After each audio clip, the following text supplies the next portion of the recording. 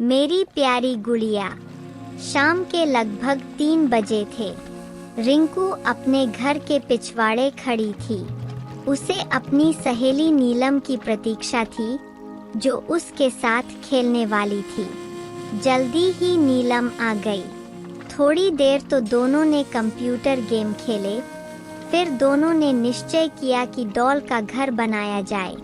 नीलम ने सामान इकट्ठा किया और रिंकू घर में से अपने ढेर सारे खिलौने उठा लाई। डॉल का घर बनाया जाने लगा। 3 कमरे बनाए गए। उनमें से एक ड्राइंग रूम था। उसमें छोटा सा सोफा रख दिया गया।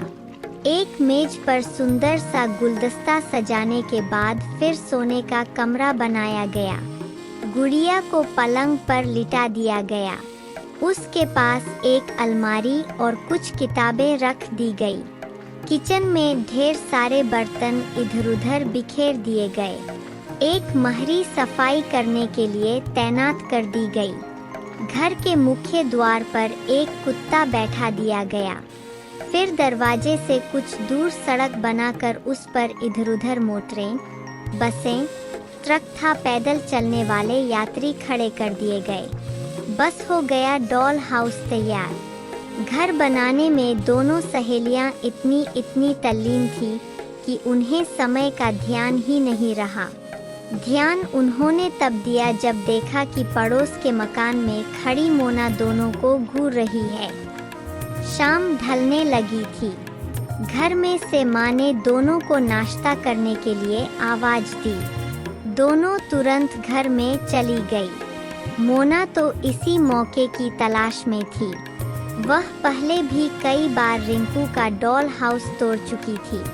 उसे जलन होती थी कि रिंकू इतना सुंदर डॉल हाउस कैसे बना लेती है।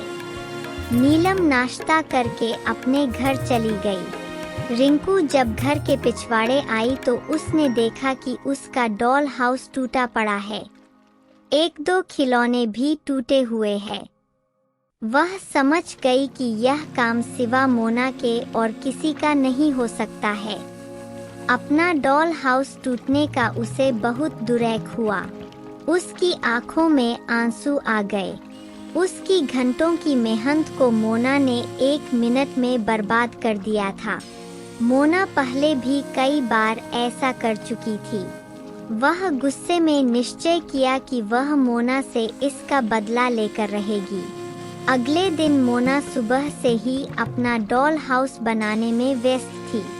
रिंकू में मोना को डॉल हाउस बनाते देखा तो उसने तय कर लिया कि वह मोना का डॉल हाउस तोड़कर उससे बदला चुका लेगी।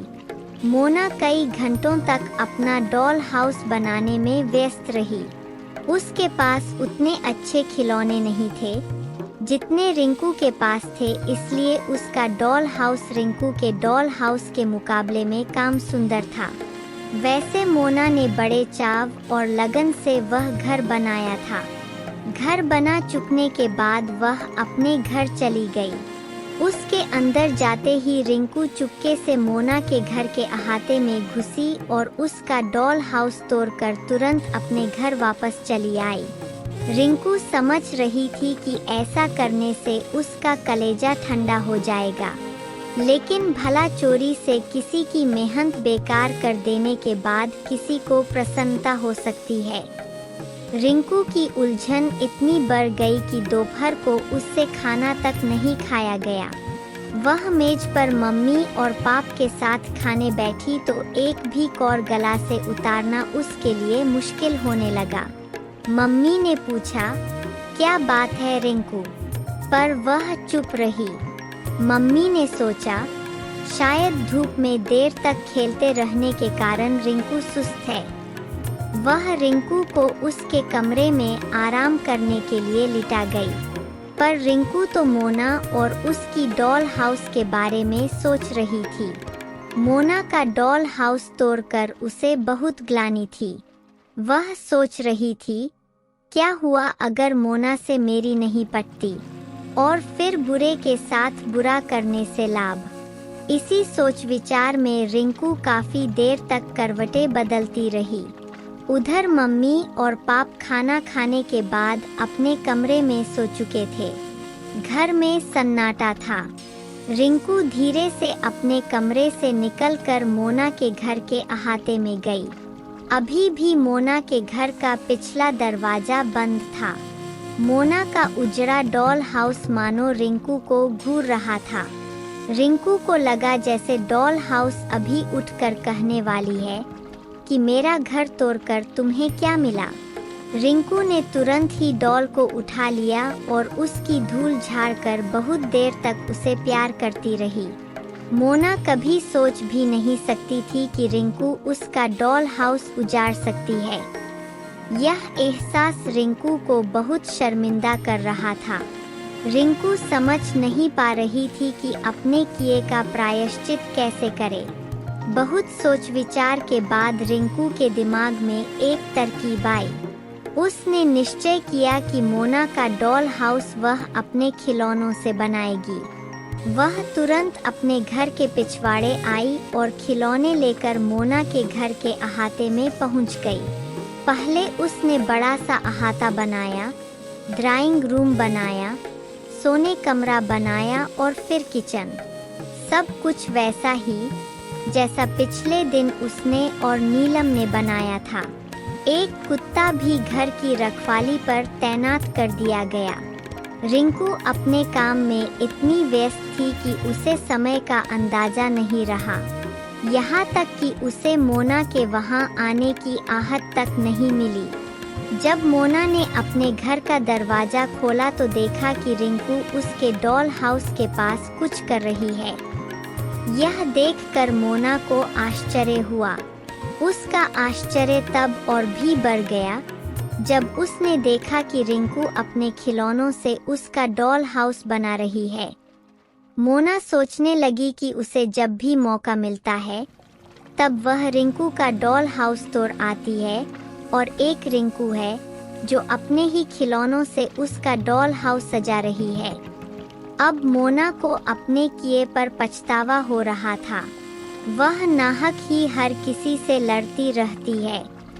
इसी बीच आहट पाकर रिंकू ने पीछे देखा। इससे पहले कि मोना कुछ कहती, रिंकू ने कहा, मोना, मुझे माफ कर दो। दोपहर में मैंने तुम्हारा डॉल हाउस तोड़ दिया था। ऐसा मैंने तुमसे बदला लेने की नीयत से किया था, पर तुम्हारा डॉल हाउस तोड़ने के बाद मुझे बहुत दुरैक हुआ। दोपहर भर मैं सोचती रही कि अपने किए का प्रायश्चित कैसे करूं। इसलिए मैं तुम्हारा डॉल हाउस फिर से बना रही थी। आशा है तुम मुझसे नाराज नहीं होगी और मुझे माफ कर दोगी। मोना को रिंकू के शब्द भीतर तक चुभे जा रहे थे। उसने आज तक अपने किए पर पछतावा नहीं किया था, पर रिंकू का व्यवहार उसे मजबूर कर रहा था कि अपनी सब गलतियों को कबूल कर ले और रिंकू से माफ़ी मांगे। आतः उसने कहा, रिंकू, मैं बहुत खराब लड़की हूँ। मैं नाहक तुमसे लड़ती और तुम्हारा डॉल हाउस तोड़ती रही हूँ, पर अब मैं विश्वास दिलाती हूँ कि न कभी तुम्हारा डॉल हाउस तोड़ूंगी और नहीं तुमसे या और किसी से लड़ूंगी। तुम मेरी सहेली बनोगी। रिंकू भला नहीं कैसे कहती। उस दिन से दोनों में अटूट मित्रता हो गई। इस कहानी से हमें ये सीख मिलती है कि बुराई अच्छाई से जीती जाती है।